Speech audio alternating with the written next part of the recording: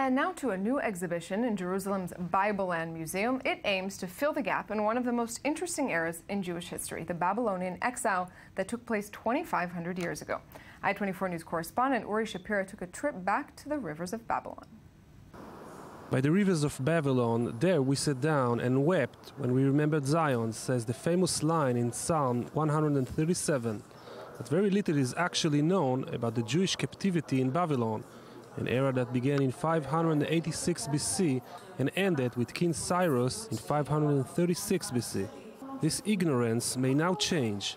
A new exhibition, which recently opened at the Babylonian Museum in Jerusalem, sheds some light on the missing years in Jewish history. We know about their villages. We know that they like to grow a lot of date palms, and they would pay their taxes in kilograms.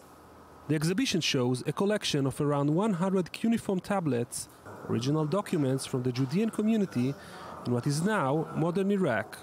The focus is the village of Al Yehudu, where Jews live together and share the community life, and apparently also continue to practice their faith.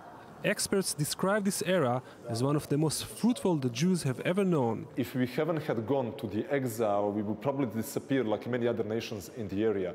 We went, it's the effects of the shock, unlike other peoples, that made us who we are today. These are really the roots of a very, very important community that wrote, after almost 1,000 years, the Babylonian Talmud.